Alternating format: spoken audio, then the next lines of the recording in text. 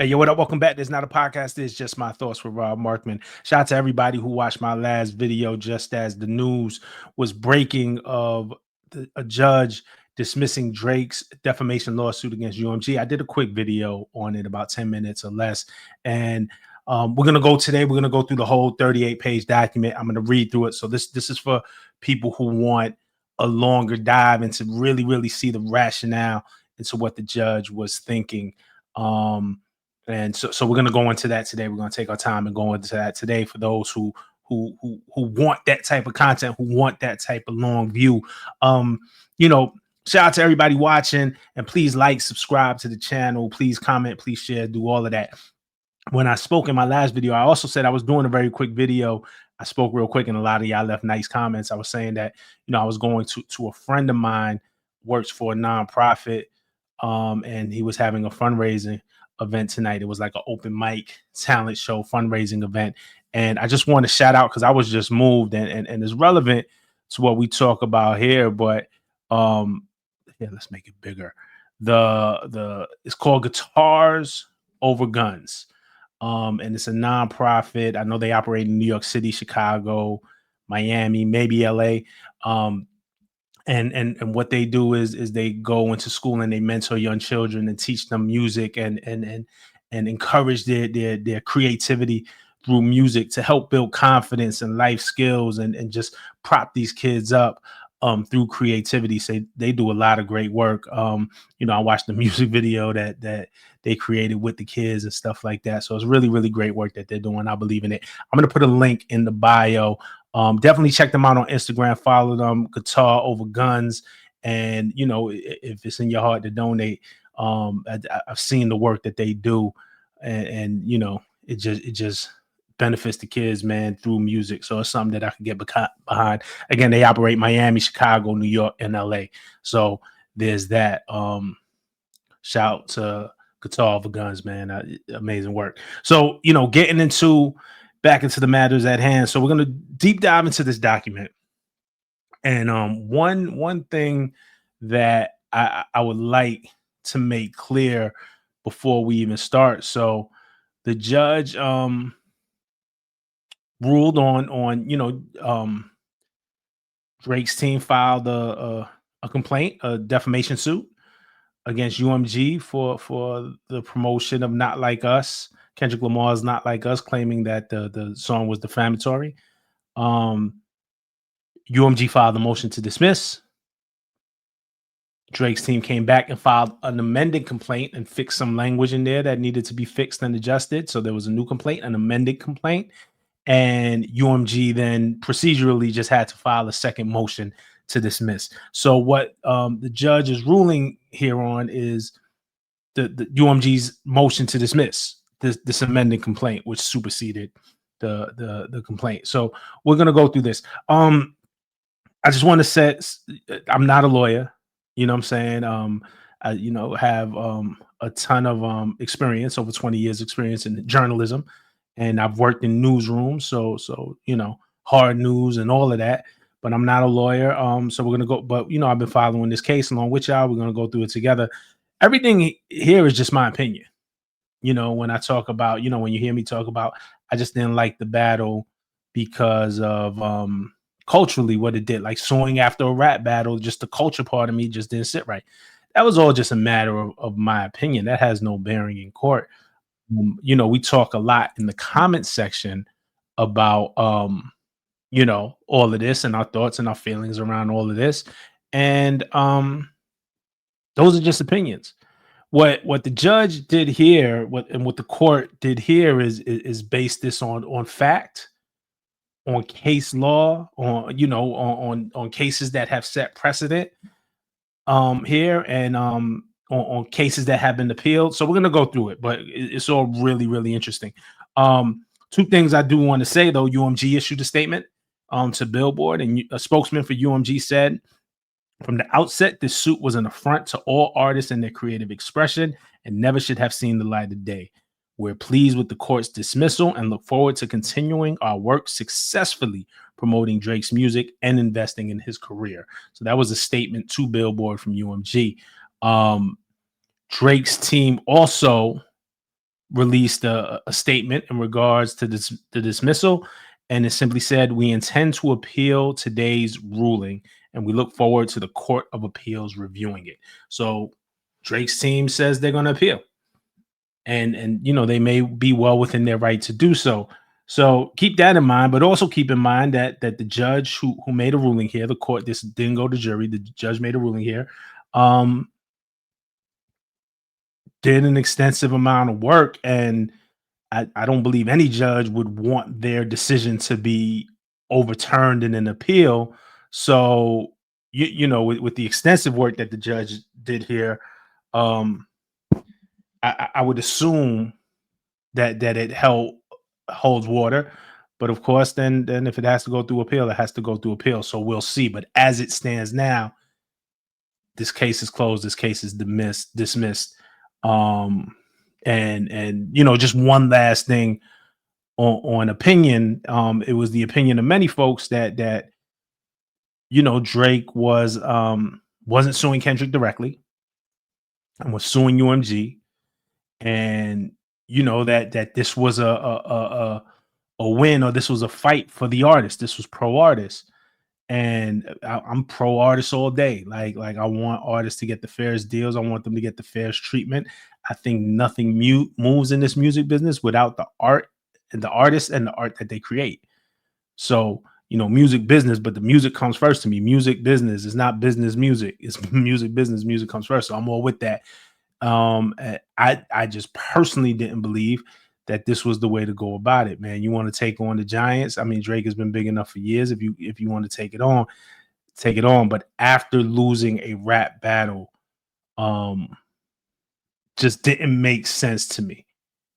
But again, it's not what I think. So let's get into it, because there's a lot here, right?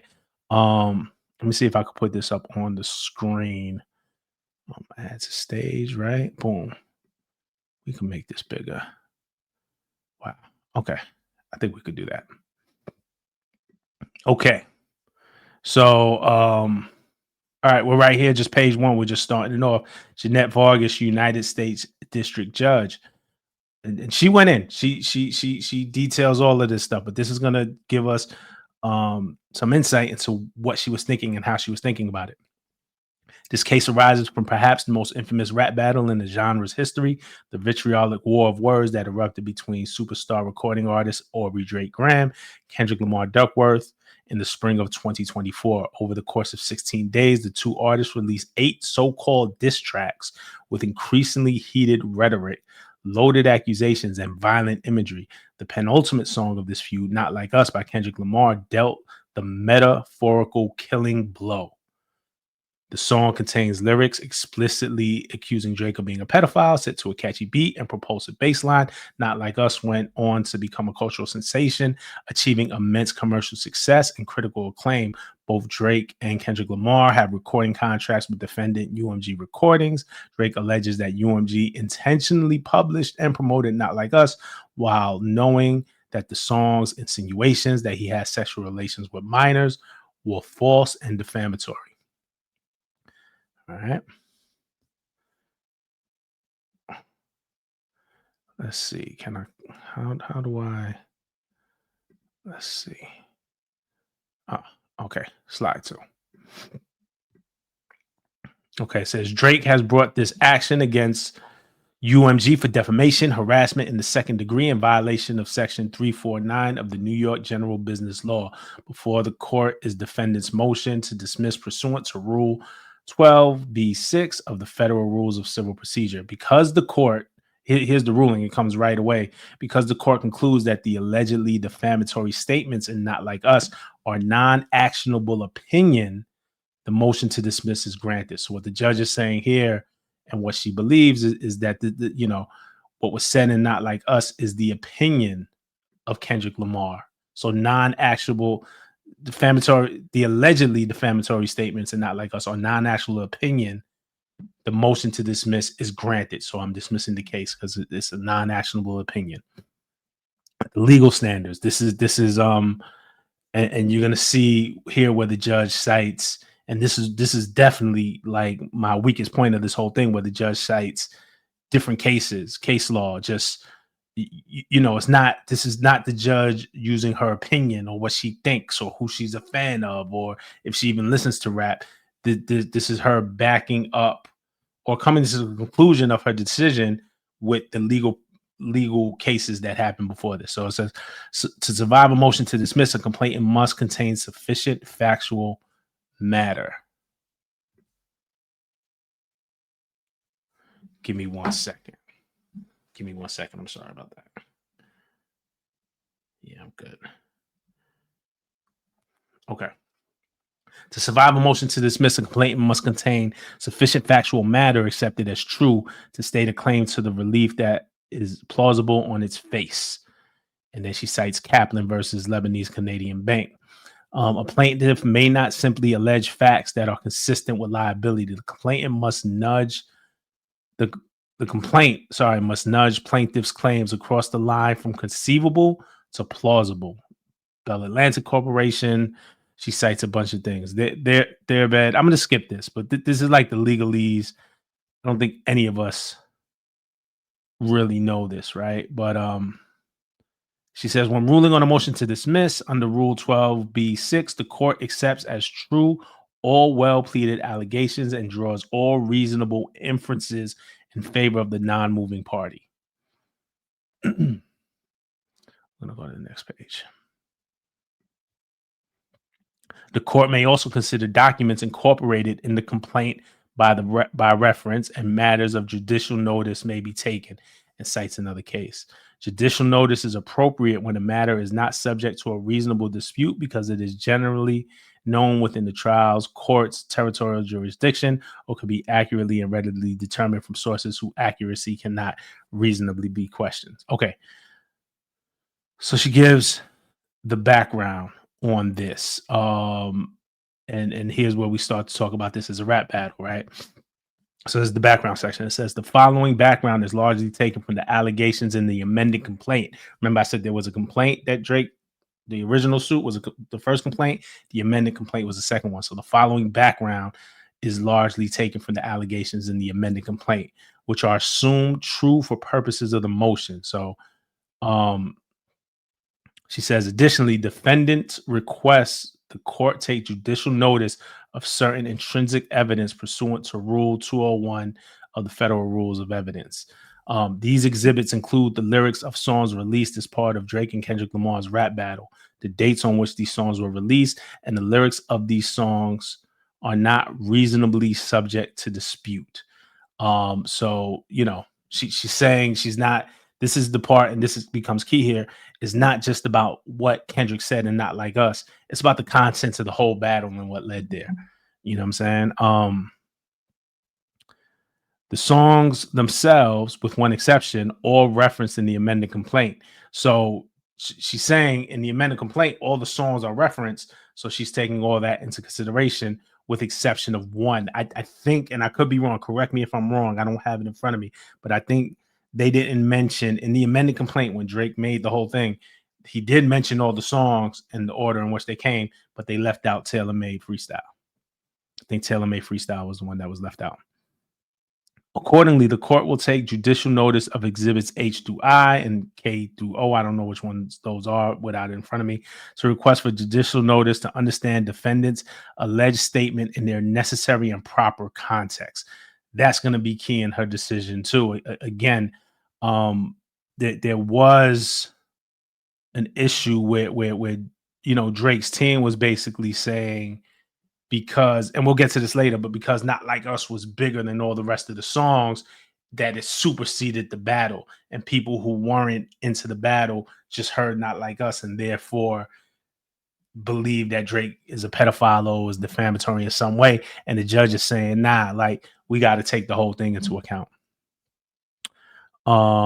She says here, judicial notice of submissions that place defendants' comments in the broader social context to aid the court's determination of the adequacy of plaintiff's defamation claims, and then cites some more case law, some more cases to back it up. So this isn't just her opinion. She was like, these have been ruled upon in similar cases. Exhibits B, J, and P are directly referenced and relied upon in plaintiff's amended complaint. I don't know what those are. So those documents are likewise properly before the court. She cites some more case. And because the document can be accurately and readily determined from sources whose accuracy cannot reasonably be questioned. Um, I'm going to skip ahead. Okay. So we're going to go to factual allegations. Here it is. Drake is a prominent recording artist and songwriter, among other public facing endeavors. Drake has had a successful music career. Under the defendant, let me just do this. Under the defendant, UMG, for at least 20 years. Damn, has Drake been signed 20 years to UMG? I think it's a little less than that, but UMG uses its brands and imprints or labels to provide its music artists with means to create, promote, and distribute their music commercially. Defendant, through UMG Publishing Group, holds exclusive publishing and distribution rights to Drake's music as well as that of artist Kendrick Lamar. Here's where we get into it. On April 19, 2024, Drake released a diss track directed at Kendrick Lamar called Push Ups. In Push Ups, Drake mocks Lamar's height and shoe size. And then she's citing lyrics in this. How the fuck you big stepping with a size 7? How the fuck you big stepping with a size 7 men's on? And Pipsqueak pipe down. And he also questioned Lamar's success. You ain't in no big 3. I'm at the top of the mountain, so you tight now. Just to have this talk with your ass, I had to take a hike down.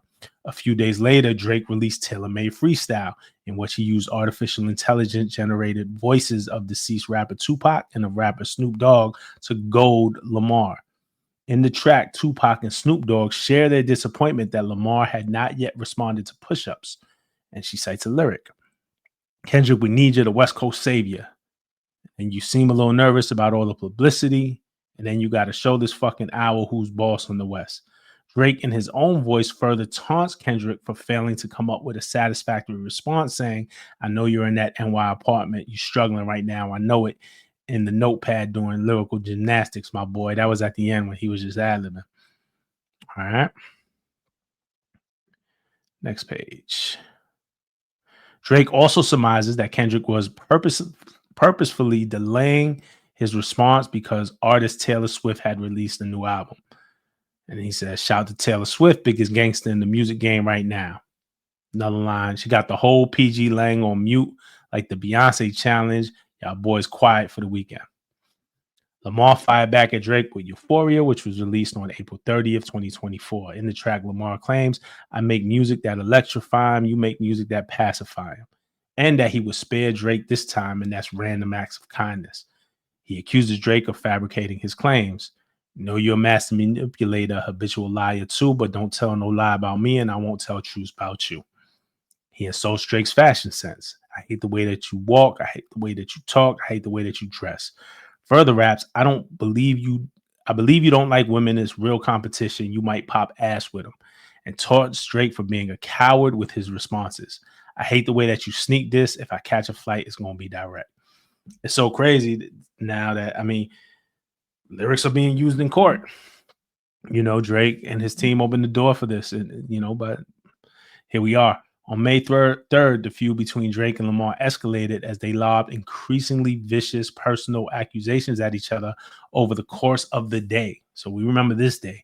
First, Lamar released 616 in LA, in which he calls Drake a terrible person. Lamar accuses Drake of playing dirty with propaganda and raps that if Drake was street smart, that he would have caught on that his entourage is only there to hustle him.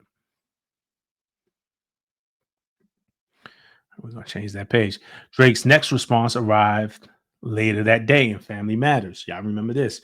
Drake jabs at Lamar's relationship with his partner. You the black messiah wifing up a mixed queen and hit vanilla cream to help out with your self-esteem.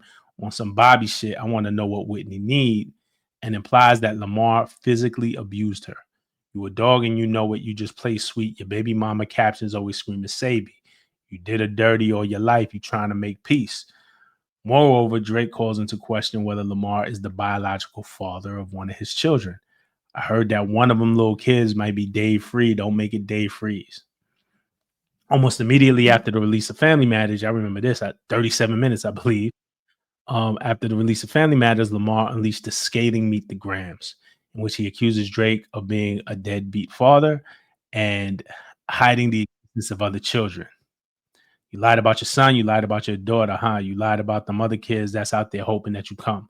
Lamar also alleges that Drake has gambling problems, drinking problems, pill popping, and spending problems, bad with money, whorehouse, solicitation, women problems, therapy is a lovely start. He further insinuates that Drake was a predator and that Drake should die so all of these women can live with a purpose. So y'all remember that day. The next day, Lamar released Not Like Us. Not Like Us explicitly names Drake and his associates pedophiles. Specifically, the track contains the following lyrics. Say, Drake, I hear you like I'm young. You better not ever go to cell block 1. To any bitch that talk to him and they in love, just make sure you hide your little sister from them. They tell me Chubb's the only one who gets your hand-me-downs and party at the party playing with his nose now. And Baca got away a case. Why is he around? Certified lover boy, certified pedophiles. Wop, wop, wop, wop, wop, dot, fuck him up. Wop, wop, wop, wop, wop. I'm going to do my stuff. Why you trolling like a bitch? Ain't you tired? Trying to strike a chord, and it's probably A minor. Put all that in the court case. There it goes. On May 5th, Drake responded in the Heart Part 6, directly denying Lamar's allegations of pedophilia. Never been with no one underage, but now I understand why this the angle that you really mess with. Just for clarity, I feel disgusted. I'm too respected. If I was fucking young girls, I promise I'd have been arrested. I'm way too famous for this shit you just suggested. Drake is not the name that you're going to see on no sex offender list. In the track, Drake further sneers that this Epstein angle was the shit that I expected and accused Lamar of wanting to misdirect. Drake also alleges that he had planted some of the information Lamar has used against him. A lot of y'all pointed that out. A lot of people pointed that out. Well, if Drake is a quote unquote pedophile, like as you know, as they're saying they would defame, Drake is the one who's like, yo, we fed you the information. Though that might have been about the daughter. You know what I'm saying? Like that, maybe we don't know. But he says, we plotted for a week and then we fed you the information, but you're so thirsty, you're not concerned with investigation. You got to learn to fact check things and be less impatient. But we're going to get back to the Epstein angle and all of that because Taylor May comes into play. She does bring that up. And then it says here, just the Chubbs Party and Baca are associates of Drake's, while K-Dot is a nickname for Kendrick Lamar. We know that, but not like these aren't official court documents now. It says Not Like Us was a huge commercial success. It has gained immense popularity on streaming and social media platforms. It has been streamed globally more than 1.4 billion times on Spotify alone as of April 2025. On November 8th, 2024, the Recording Academy nominated Not Like Us for 7 Grammy Awards. And in February 2025, it won Record of the Year. A week later, on February 9th, 2025, Kendrick Lamar performed Not Like Us live during the Apple Music Super Bowl halftime show. The performance is alleged to be the most watched Super Bowl halftime show of all time with 133.5 million views. So those were just, that was the background. Those were just the facts. Like the judge is saying, hey, these are just facts. This is just water. It's a lot of reading. Got to bring some water with you. Okay, so the procedural history now. Plaintiff claims for defamation, harassment in the second degree in violation of New York General Business Law, Section 349, based upon UMG's publication and promotion of Not Like Us. Defendant has filed a motion to dismiss the amended complaint. That's what I said at the beginning. On June 30th, 2025, the court heard oral argument from both parties concerning the motion to dismiss and the request for judicial notice. We did a video on that when it happened.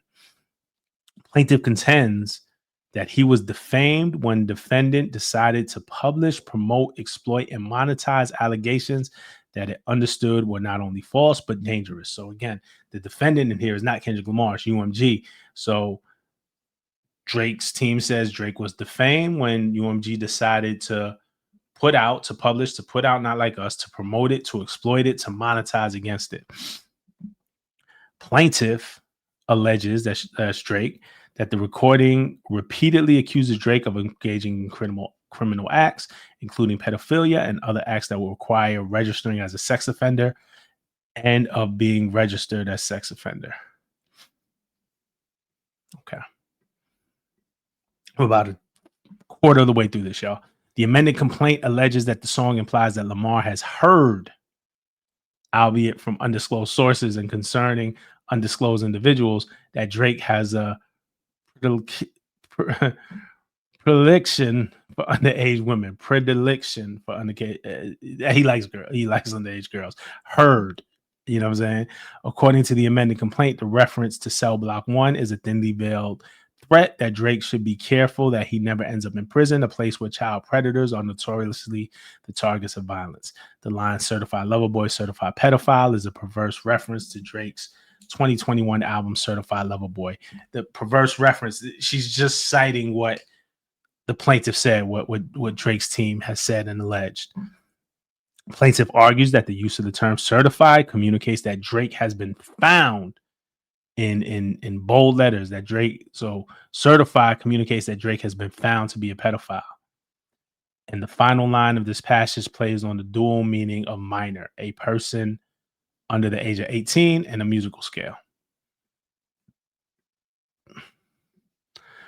Plaintiff further cites defamatory the recordings descriptions of Drake as Malibu's most wanted and a predator, and that his name got to be registered and placed on neighborhood watch. The associated music video for Not Like Us shows images associated with sex trafficking to reinforce the pedophilia accusation. The recording is also accompanied by an album image of Drake's home in Toronto, so the single cover, we all know what that looks like, which is plastered in icons used by law enforcement and public safety applications to denote to denote the residencies of sex offenders. So the house with all the red dots on it. I'll go to the next page. Defamation claims. Under New York law, the elements of a defamation claim are 1, a defamatory statement of fact; 2, regarding the plaintiff; 3, published to a third party; 4, that is false; 5, made with the applicable level of fault; and 6, causing injury; and 7, not protected by privilege. And then she cites a case. A defamatory statement is one that exposes an individual to public hatred, shame, obliquity, contumely, odium, contempt, ridicule, aversion, ostracism, degradation, or disgrace, or induces an evil opinion of one in the minds of right-thinking persons. That becomes clear too. Who's a right-thinking person? Who determines what a right-thinking person is? And deprives one of confidence and friendly intercourse in society. Friendly intercourse is funny, but the issue in this case is she doesn't mean sex. The issue in this case is whether or not Like Us can reasonably be understood to convey as a factual matter that Drake is a pedophile or that he has engaged in sexual relations with minors. So the judge is saying, breaking it down, the issue here is, can it be like a reasonable person? Can it be reasonably understood that listening to like us, like, oh shit, I heard this song, I heard Kendrick saying in the song, it's a fact, it must be true. In light of the overall context in which the statements in the recording were made, the court holds that it cannot. So the key sentence here, so she's saying, if you listen to the song, can a reasonable person take it then as fact? Oh, this is a fact that that Drake is a pedophile.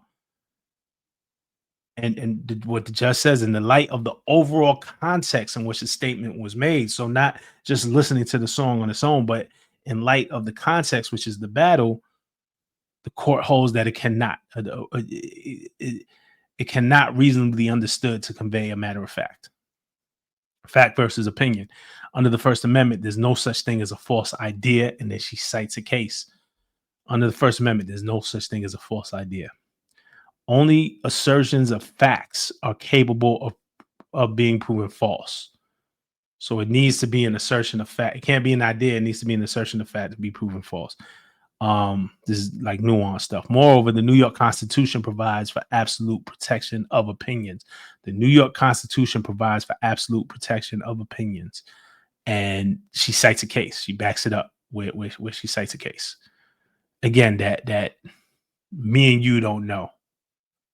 Right? So this is a judge doing their job. Like, hey, yes, I've come to this conclusion. These are the cases that back it up. Thus, courts must distinguish between statements of fact, which may be defamatory, and expressions of opinion, which are not defamatory. So, a statement of a fact can be defaming, an expression of an opinion cannot. And the other key thing is here, she says the courts must distinguish. She's the court, the judge is the court. You know, one of the things that Drake's team argued when they did the oral agreement, I believe it was during the oral argument, but at some point Drake's team was arguing that, you know, it's for the jury to decide. Like, it has to go to trial. Like, let this thing go to trial and the jury decide. And what the judge is saying here, no, the court can distinguish. We don't need a jury for this. The court, under the court's power, the court's expertise, and using case law, the courts must distinguish between statements of fact, which may be defamatory, and expressions of opinion. So the judge is saying, hey, I'm well within my right. The court is well within its right to make a decision here. And then and have the full protection of the New York Constitution, and cites a case. Whether a challenged statement is fact or opinion is a legal question. Plaintiff argues, here it goes, look, plaintiff argues that it is inappropriate for the court to determine at the pleading stage whether a reasonable listener would perceive the recording as fact or opinion. So Drake is saying it's inappropriate for the court to determine this right now.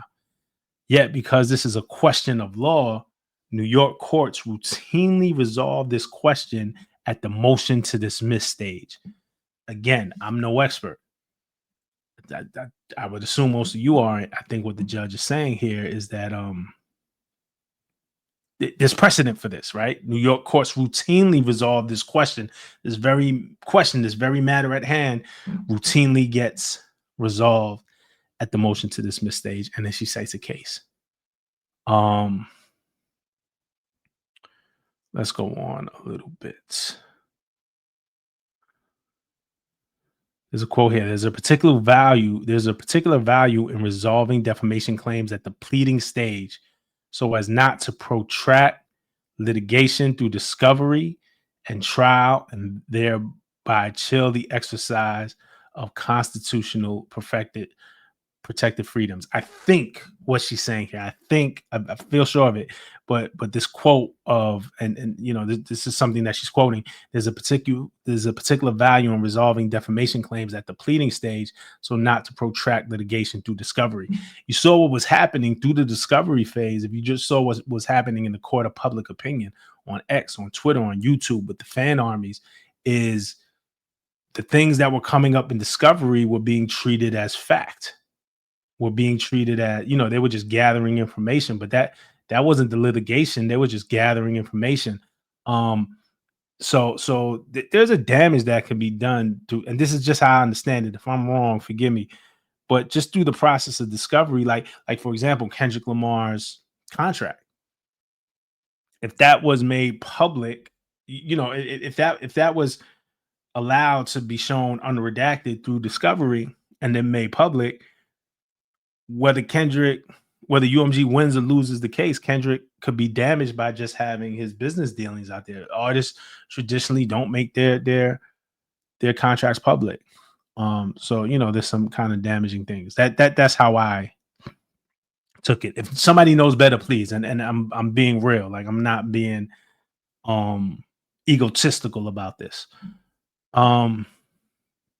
In distinguishing facts and opinion, 3 factors guide the court's consideration: whether the specific language and issue has a precise meaning, which is readily understood, whether the statements are capable of being proven true or false, and whether either the full context of the communication in which the statement appears or the broader social context and surrounding circumstances are such as to single readers or listeners that what is being read or heard is likely to be opinion, not fact.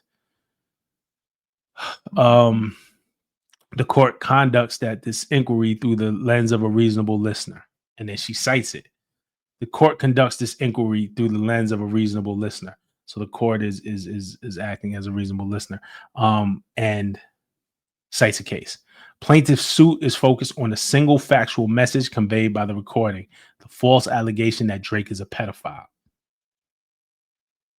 The recording is myopically focused on ensuring that listeners take one message away from the song. Drake is a pedophile. She's citing that was in their complaint. This statement has a readily understandable meaning and is capable of being proven true or false. But even accusations of criminal behavior are not actionable if understood in context. They are opinion rather than fact. And she cites a case. Thus, the court will focus its analysis on the third factor. This inquiry is a holistic one, which looks to the overall context in which the assertions were made. So once again, the judge is laying out, that there's three ways that you could look in this, and based off of the case law, what the judge is going to do is pick the third one, which is the overall context in which the assertions were made, in order to assess the impact that the statements will have on a reasonable listener. Context includes the forum in which the communication was published, the surrounding circumstances, the tone and language of communications, and its apparent purpose. She says, number one, the forum. To start, the court considers the forum in which the alleged defamatory statements appear, as that is a useful gauge for determining whether the reasonable reader will treat it more readily as opinion than fact. For example, the average listener is more likely to understand statements made. This is important. The average listener is more likely to understand statements made on a news program or a journalistic piece to be factual. If I heard it on CNN, if I read it in the New York Times, you're more likely to understand it being a fact. While statements made on the opinion page of a newspaper or on an internet comment page are generally received as opinion. It's getting hot in here. Word to Nelly. The common expectation is that the columns and articles published on the newspaper's op-ed section will represent the viewpoints of their authors as such, contain considerable hyperbole, speculation, diversified forms of expression, and opinion. She cites another case. She also says the culture of the internet communications, as distinct from that of print media, such as newspaper and magazines, has been characterized as encouraging a freewheeling, anything goes writing style. We're all on the internet. We see it all day. Anybody says anything on the internet. The fact that the alleged defamatory statement appeared on Twitter conveys a strong signal to the reasonable listener that this was a defendant's opinion. She cites another case. The media vehicles used to disseminate alleged defamation, a WordPress blog, social media post, and an unsigned press release complaining about litigation tactics suggest to readers that they contain opinions, not facts, and they are written in an amateurish fashion. The form in which a statement appears is not dispositive of the fact versus opinion inquiry, but it does provide contextual indica that can inform the court's analysis. Okay, so she's setting it up, right? But she's going to get to the fact that this wasn't a New York Times piece where Kendrick said these lyrics or Kendrick said these statements. This wasn't a CNN broadcast, news that you can trust, things that we generally take are fact. But it was a rap battle. So she says, the forum here is a music recording, and particularly a rap diss track with an accompanying video and album art. Diss tracks are much more akin to forums like YouTube and X, which encourage a freewheeling, anything goes writing style. So, I guess maybe there's no precedent for there are precedents for diss tracks though, because there's the Michael Rappaport Barstool case, I think. But she's saying that a diss track is more like YouTube and X, and less like CNN and the newspaper. So it's more like YouTube and X than journalistic reporting. The average listener is not under the impression that a diss track is a product of thoughtful or disinterested investigations conveying to the public fact-check verifiable content. The average listener, you and I, surrounding circumstances. Next, the court considers the full context of the communication in which the statement appears, including setting surrounding the communication. The fact that the recording was made in the midst of a rap battle is essential to assessing its impact on a reasonable listener. And then she quotes, even apparent statements of fact may assume the character of statements of opinion when made in a public debate, heated labor dispute, or other circumstances in which an audience may anticipate the use of epithets, fiery rhetoric, or hyperbole. We're about halfway there. Just hold on. We're going home. See what I did there? As context is key, defamatory statements advance during the course of a heated public debate during which an audience would reasonably anticipate the use of epithets, fiery. I just read that. Okay. The decision by the New York Court of Appeals. So now she's citing. Here's the thing. She's the decision by the New York Court of Appeals. So she's citing cases that have been decided in the appeal stage. So she's already thinking forward too of, okay, so what happens when these cases go to appeals? But the decision by the New York Court of Appeals in Steinhelber is instructive in this regard. I'm going to skip down a bit, but it is important to note that in backing up her argument and in making her decision, that she did consider how the New York Court of Appeals decided on cases like these. Yeah, I'm going to skip this.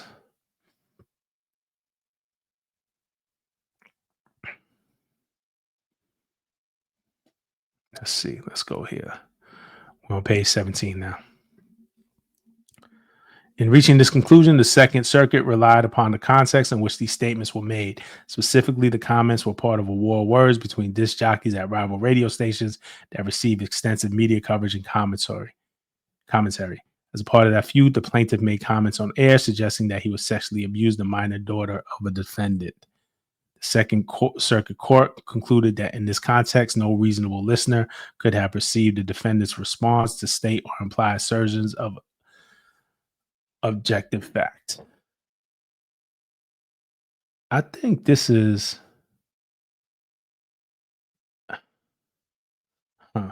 Give me 1 second, because I think what she's citing here is this the DJ Envy case? No, not DJ Envy. Star and Buck Wild. I feel like this might be the Star. I'm gonna go on because I'm not sure, but Terrain. I don't know if that's his last name. I thought that was his last name. I'm sorry, I deviated. But yeah, so there was this battle between DJs. I feel like I know what that is, but I don't want to drag this out longer than it has to be. Okay. And then she cites Michael Rappaport versus Barstool. So she's backing up her claim. Okay. It's page 18. Thank y'all for staying with me. Please like, subscribe, do all that. And like I said from the beginning, this was the deep dive. So if you're here, like, you know what I'm saying? You really want to know. You really want to be here. Just as still Steinhelber, Rappaport, and Terrain, the recording was published as a part of a heated public feud. So that's just the case she cited. So not like us, the recording was published as a part of a heated public feud in which both these participants exchanged progressively caustic, inflammatory insults and accusations. This is precisely the type of context in which an audience may anticipate the use of epithets, fiery rhetoric, or hyperbole. So she's saying, yeah, a heated public feud. Like it's gonna be fiery rhetoric, epithets, hyperbole, rather than factual assertion.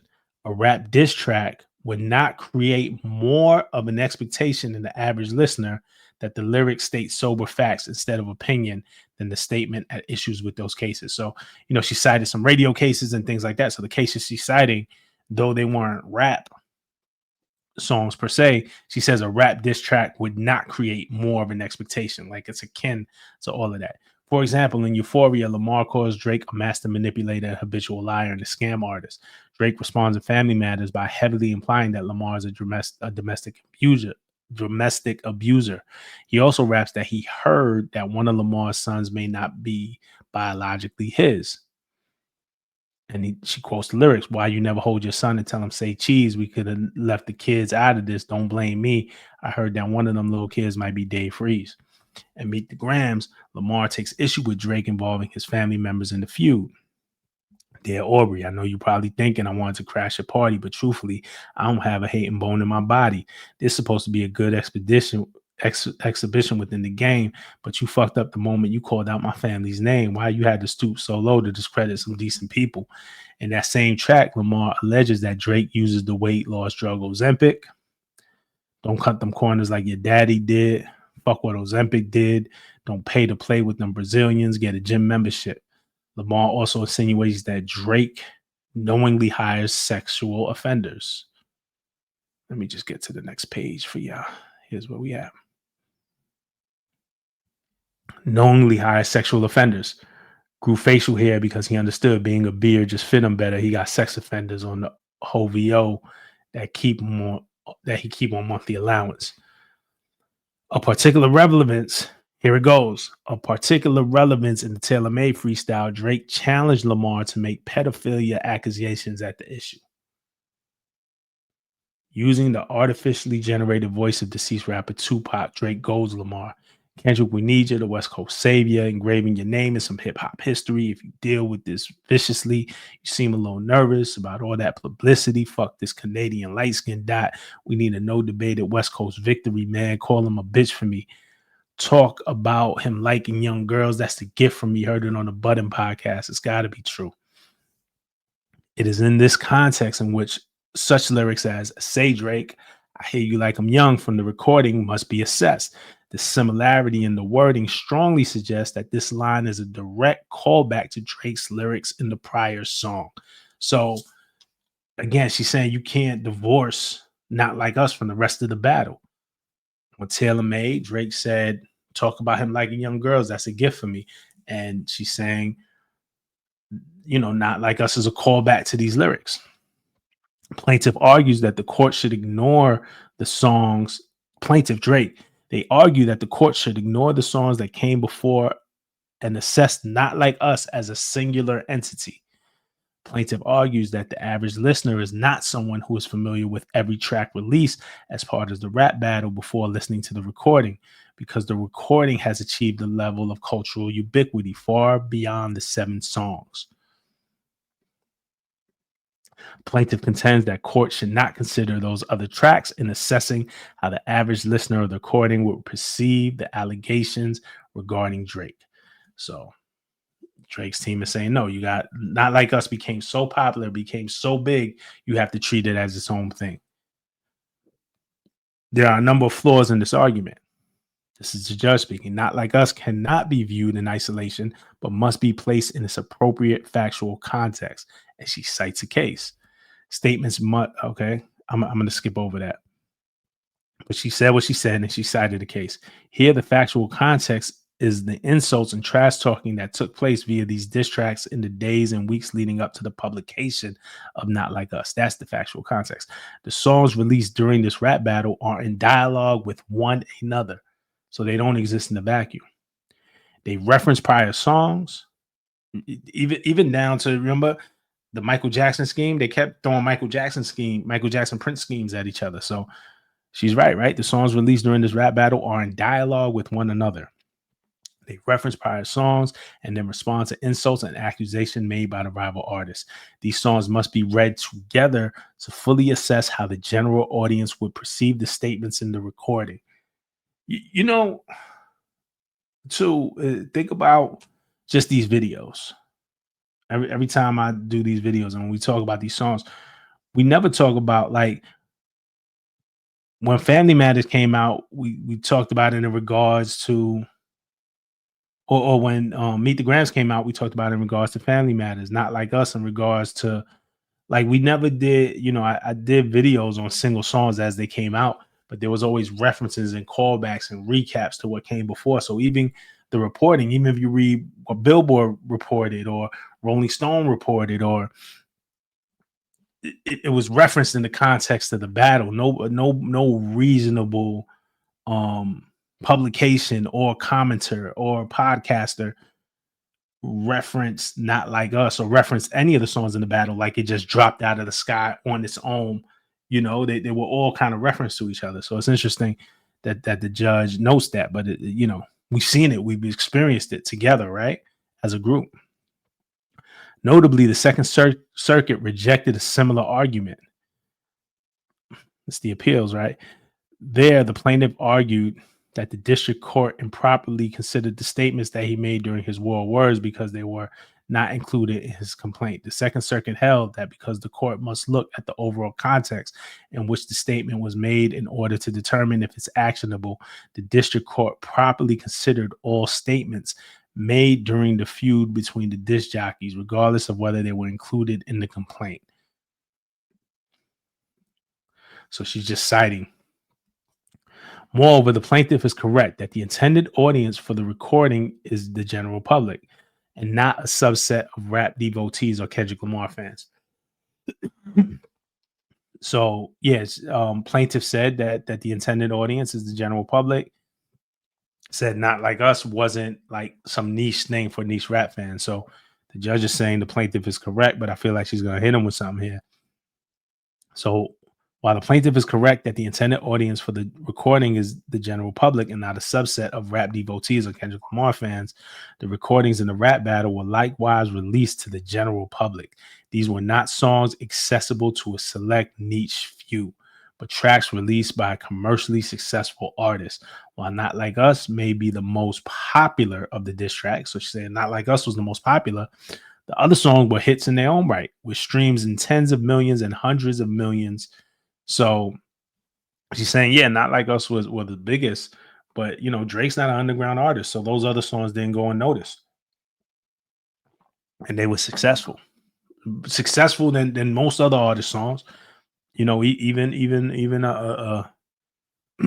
a Drake, like a non-single or a throwaway, gets way more traction than most artists' songs. Additionally, it was not just the recording which gained a cultural ubiquity, but the rap battle itself. This is what I was talking about, right? It wasn't that Not Like Us just on its own gained this cultural ubiquity, but what have we been talking about for the last year and a half? This rap battle. So it wasn't just Not Like Us on its own.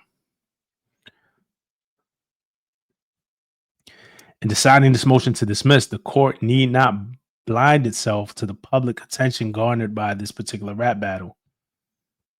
The court takes judicial notice of the extensive mainstream media reporting that surrounded the release of Not Like Us and the associated feud between Drake and Lamar. So the extensive mainstream reporting, again, when you look at the reporting, I don't know of any or rarely that Not Like Us was just mentioned in a vacuum. It's associated as the feud between Drake and Kendrick. And she cites a BBC article, Drake and Kendrick Lamar Beef Explained, Drake versus Kendrick Lamar, who won. That was a Forbes article. Kendrick Lamar and Drake's feud got heated and ugly. Here's what happened by the Washington Post. Shout out to Neil Shah. And these are not like hip hop publications. These are mainstream publications. So even when the mainstream publications did it, it was under the guise of the Drake and Kendrick Lamar Beef Explained, Drake versus Kendrick Lamar. Kendrick Lamar's and Drake's feud got heated and ugly.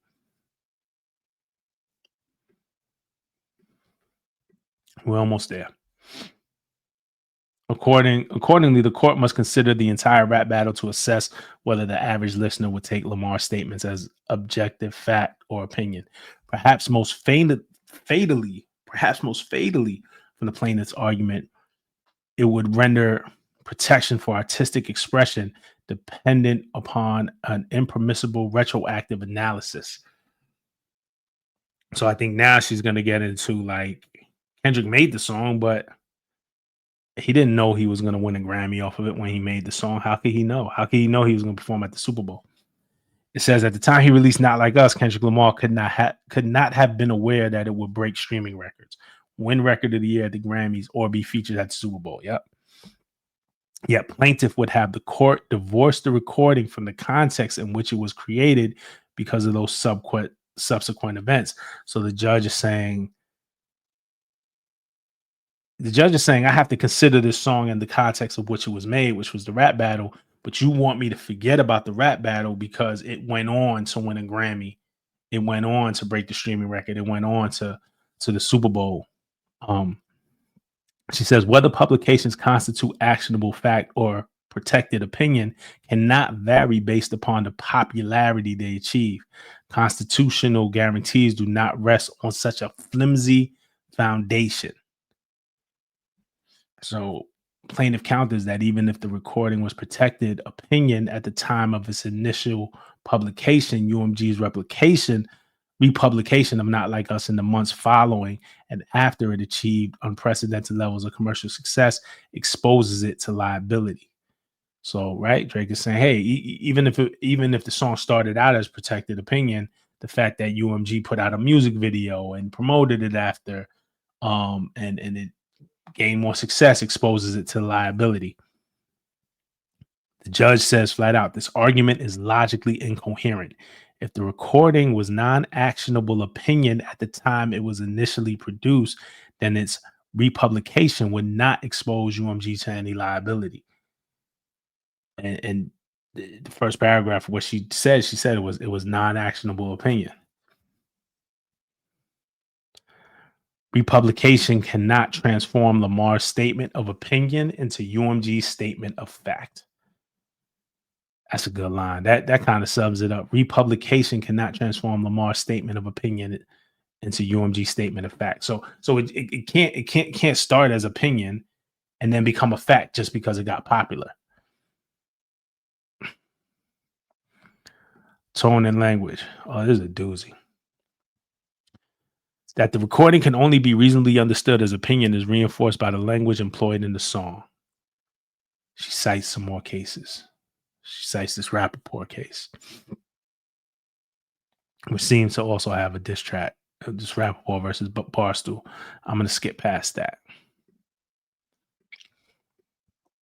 Not Like Us is replete with profanity, trash talking, threats of violence, and figurative and hyperbolic language, all of which are indica of opinion. So yeah, again, the nature, the tone of the record, right? Man, he's cursing, his threats of violence, his hyperbole, all of which are indica of opinion. A reasonable listener would not equate a song that contains lyrics such as "Ain't no law, boy, you ball boy, fetch a Gatorade" or something. Since 2009, I had this bitch jumping with accurate factual reporting. Accordingly, the reasonable listener of Not Like Us will conclude that Lamar is rapping hyperbolic vituperations. That word just bust my ass. Plaintiff contends in determining if the lyrics are not like us express fact or opinion, the court must consider the subjective views of listeners, as well as commentators in the rap industries and the press, who understood the recording, video, and image as an attempt to convey a precise factual message, pedophilia, about Drake. The amended complaint cites extensively to comments and posts from YouTube and Instagram that expressed the belief that the recording had exposed the truth and that Drake truly was engaged in pedophilia and sexual violence against children. If you remember in the complaint, we talked about this, how they pulled a bunch of Twitter comments and YouTube comments from just random people too. But distinguishing fact and opinion is a question of a law for the courts to be decided based on what the average person hearing or reading the communication would take it to mean. So again, she's citing a case that quote, when it's in quotation marks like that, distinguishing between the fact and opinion is a question of law for the courts to be decided. That's not the judge's word. She is pulling that from another case. And so, which like, the way it works on the internet and reporting, right? Is a little secret. I can get anything. If you use Twitter comments, you can write any story you want. Taylor Swift just dropped an album, right? And you can write a story that says fans praise Taylor Swift's album. And as long as I can find like a good 7 or 8 tweets that, oh, this Taylor Swift album is amazing, then that's your story and you have that to back it up. Fans praise Taylor Swift's album. But I can also write a story that says fans hate Taylor Swift's album, because I can find 7 or 8 tweets of people saying this album sucks. You see what I'm saying? Like, so the fact that Drake's team pulled just comments from the internet that fixed their argument. If you search on YouTube, on Twitter, you can find anybody saying anything. You can find anybody to support your argument anywhere saying anything. So she's kind of getting at that here. I'll skip ahead a bit. The court holds, based upon a full consideration of the context in which Not Like Us was published, that a reasonable listener could not have concluded that Not Like Us was conveying objective facts about Drake. The views expressed by users Kakoan 8026, at Mr. Wright 8439, and at ZXZN Nebula and the other YouTube and Instagram commentators quoted in the complaint do not alter the court's analysis. So she's saying exactly what I said. Like, it's for the court to determine. The court is saying that a reasonable listener could not have concluded that Not Like Us was fact. And just because you pulled some random users, and quoted them in your complaint, that doesn't sway or alter the court's analysis, the judge's analysis. In a world in which billions of people are active online, support for almost any proposition, no matter how far-fetched, fantastical, or unreasonable, can be found with little effort in any number of comment sections, chat rooms, and servers. That's what I just said, right? We'll skip ahead a bit. The artist's 7-track rap battle was a war of words that was the subject of substantial media scrutiny and online discourse. Although the accusation that the plaintiff is a pedophile is certainly a serious one, the broader context of a heated rap battle with incendiary language and offensive accusation hurled by both participants would not incline the reasonable listener to believe that Not Like Us imparts verifiable facts about the plaintiff. Then she goes on about the video, the image and video, so the album cover, the single cover and video. To the extent that the plaintiff alleges that the image and video are independently actionable, they too constitute opinion.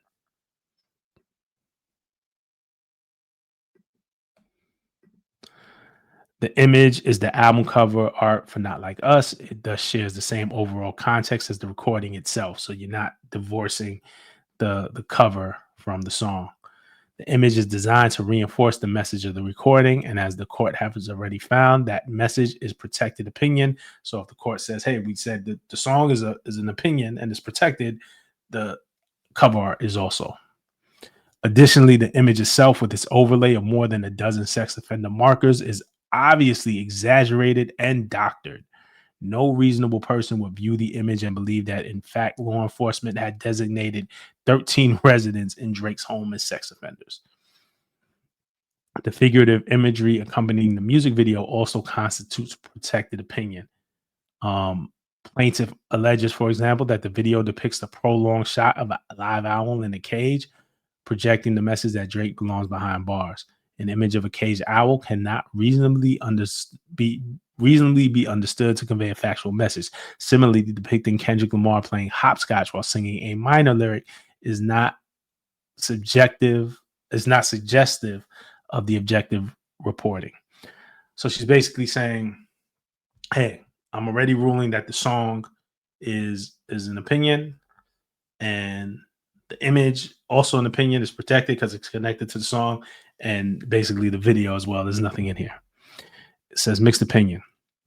Although pure opinion cannot constitute actionable defamation, mixed opinion, which is an opinion that implies that it is based upon facts which justify the opinion but are unknown to those reading or hearing it, is actionable. Mixed opinion holds the implication that the speaker knows certain facts unknown to the audience which support his opinion and are detrimental to the person about whom he is speaking, and she cites another case. Whether statements constitute mixed opinion or presents a legal question, which must be answered by considering in the context of the entire communication of the circumstances in which they were spoken or written, whether the average listener would reasonably understand that the opinion as implying the assertion of undisclosed facts justify the opinion. Just as the overall context and Not Like Us forecloses the argument that its lyrics can be read as factual assertions, the same context negates any implication that Lamar's lyrics are based upon undisclosed facts. She cites some more cases. She says, in the context of this rap diss battle, no reasonable person would listen to Not Like Us and assume that Lamar uniquely had access to credible, proven facts that reveal Drake to be a pedophile. Plaintiff's arguments that the lyrics to Not Like Us can be read to suggest Lamar's reliance upon undisclosed facts is unavailing. Plaintiff first voiced that the line, "Say Drake, I hear you like I'm young," indicates that Lamar heard from outside sources evidence confirming Drake is a pedophile. As discussed infra, however, that ignores that this line is reasonably understood as a direct response to Drake's challenge to Lamar in Taylor Made Freestyle to talk about Drake liking them young girls. So, they're basically saying, oh, when he says, "I hear you like I'm young," like Kendrick is acting like he has some factual information somewhere. And the judge is saying, no, you're ignoring what Drake said in Taylor Made Freestyle. The lyric clearly prods Lamar. This is the Taylor Made lyric. Clearly prods Lamar to discuss pre-existing rumors about Drake's interest in minors. Lamar's responsive lyrics are thus akin to the accusation of pedophilia, in terrain that the Second Circuit concluded constituted pure opinion. So she's citing case law again.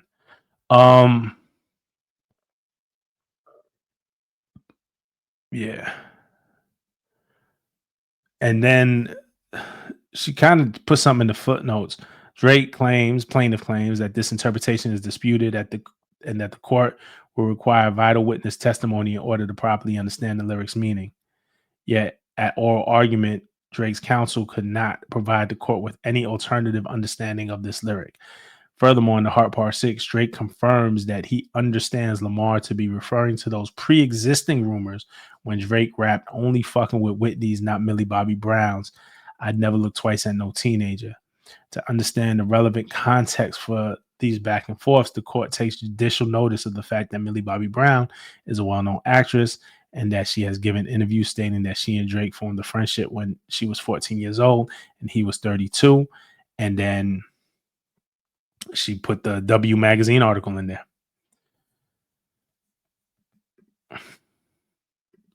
So, if this line was susceptible to such an interpretation standing alone, however, no reasonable listener could understand it in this way, given this overall context. Indeed, during this rap battle, Drake and Lamar each used similar hyperbolic, threatening language. So Kendrick says, "Don't tell no lies about me. I won't tell no truths about you." And then Drake says, "Your darkest secrets are coming to light." Drake says, "Oh, I've been in this industry 12 years. I'm gonna tell y'all one little secret. Some weird shit going on, and some of these artists be here to police it." That's a Kendrick lyric. And then Drake says, "I got your fucking lines tapped. I swear that I'm dialed in. What about the bones we dug up in that excavation?" So she's saying in the rap battle, they were responding to each other and they were using similar hyperbole. This kind of posturing in rap diss tracks does not make such lines more likely to be understood by the ordinary listener to be anything but pure opinion. She rules on the second-degree harassment. New York does not recognize a civil cause of action for harassment. She cites some cases. We're going to move through this. All this is more cases citing for the harassment case. I'm going to skip down to something relevant. Okay, in Section 3, New York General Business Law, Section 349. That's on page 33. It's a 38-page document, y'all. Plaintiff's final cause of action brought under Section 349 of New York General Business Law fares no better. Section 349 prohibits deceptive acts or practices in the conduct of any business, trade, or commerce, or in the furnishing of that service. I think this is about the bot allegations.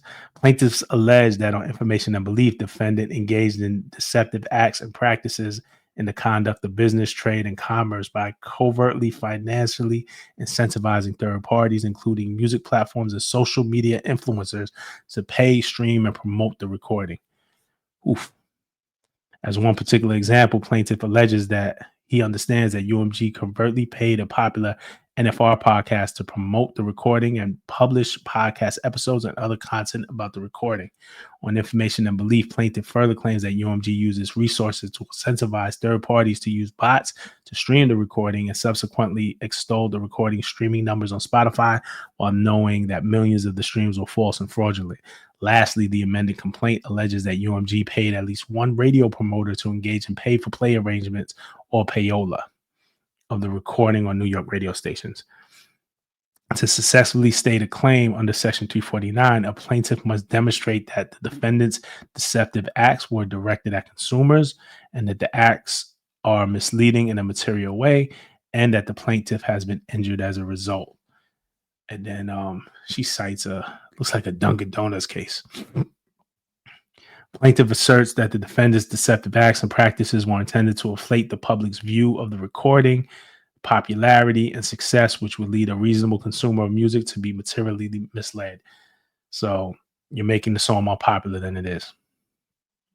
Defendant argues, so this is UMG, argues that the plaintiff uses an improper pleading device as his Section 349 alleges upon 349 allegations all rest upon information and belief and do not go beyond pure conjecture or speculation.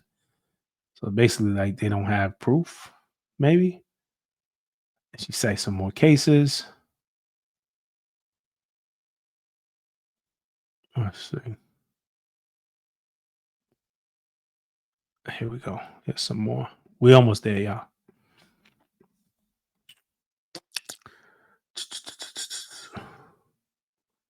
Plaintiff argues that both pecuniary conditions are satisfied because the amended complaint alleges that UMG made indirect payments to a wide variety of unknown third parties and also pleads sufficient factual information concerning UMG's scheme, including examples thereof, contemporary reports, as well as UMG past practices. At oral argument, plaintiff stressed that Not Like Us was the fastest song to reach 300 million streams on Spotify within just 35 days, which plaintiff argues is a sufficient basis for the court to infer that the defendant implemented a technique to manipulate stream totals, among other unprecedented tactics, to reach unprecedented rocketing up the streaming chart. The court disagrees. To allege that UMG implemented covert practices to manipulate streams and Not Like Us and inflate the recording's perceived popularity, plaintiff relies on tweets by individual users and reporting from fans to allege that UMG utilized covert tactics to manipulate streams. So it's basically saying, like, the court disagrees in the same thing. You like, basically Drake's argument was tweets from individual users and reporting from fans. Like, looks like they didn't have the proof to satisfy the court. The court finds plaintiff's reliance on online comments and reporting insufficient to meet the plausibility standard.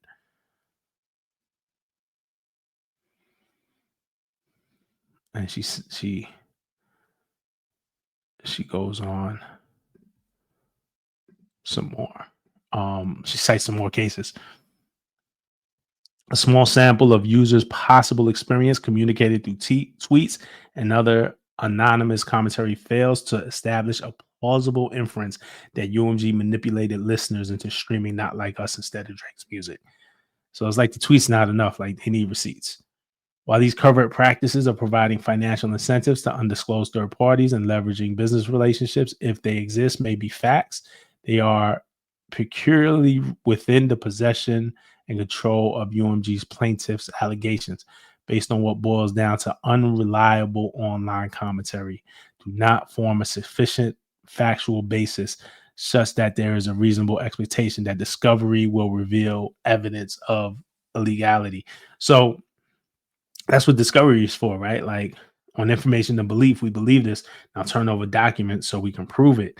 And what the judge is saying here is that the tweets, like using unreliable online commentary, is not sufficient enough that reasonable expectation that discovery will then reveal the evidence that they need of something illegal. Just saying the tweets aren't enough.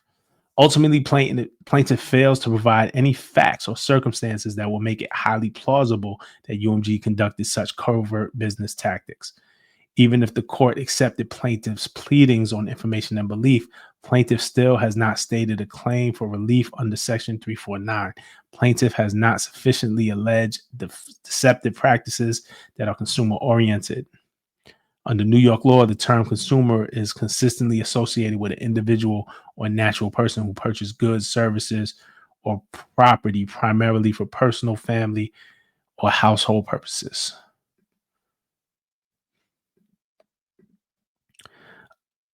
And she cites some more cases. The amended complaint does not indicate how any of the deceptive practices allegedly utilized by UMG harmed consumers.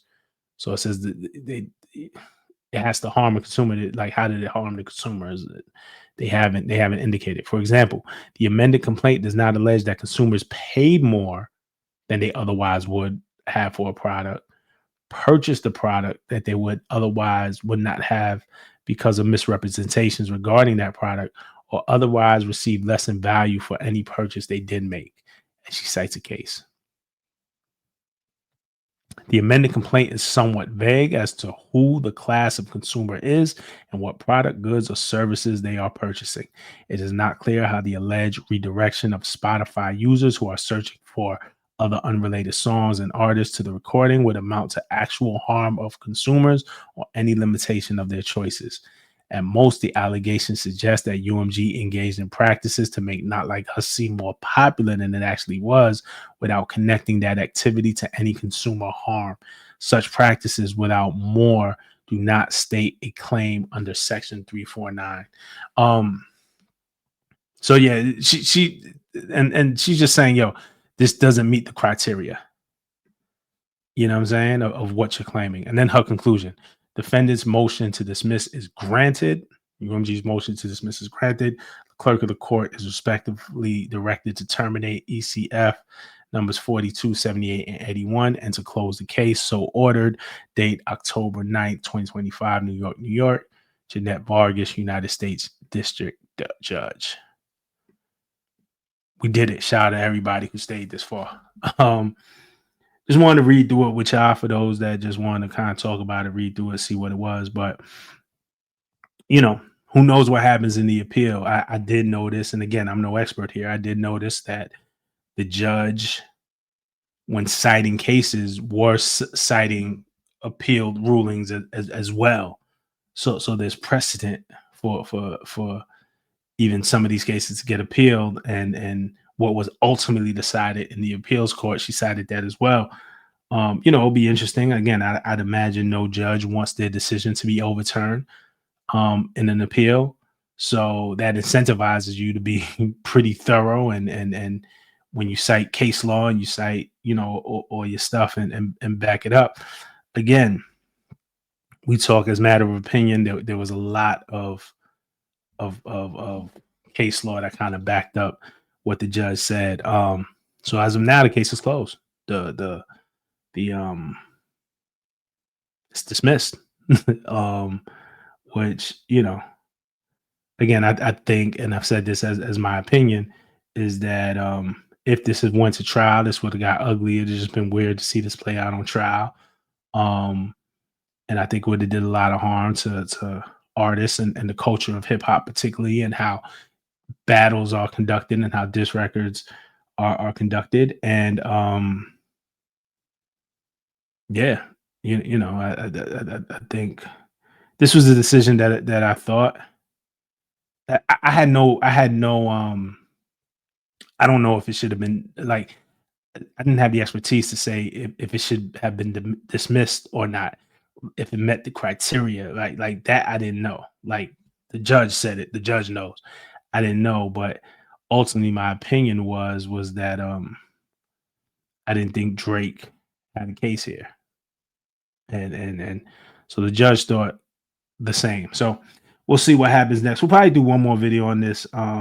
It's late now, but sometime during the weekend, on some forward thinking, like what happens next, where do we go from here? Also, Mobb Deep just dropped an album. I want to check out this Mobb Deep album, and it's Friday already, so it's late. So if you're watching this in the morning, or you're watching this late, Man, I'm at New York Comic Con today. I'm moderating a panel with Nas. It's gonna be a long day, but it's gonna be a great day. So maybe we'll talk about that when I come back too. But appreciate y'all riding it out with me. All right. Much love. Hit me in the comments. Till next time. Peace. I had to figure out that balloon setting. That's so crazy. I know y'all gonna make so much jokes about that. All right, peace, y'all.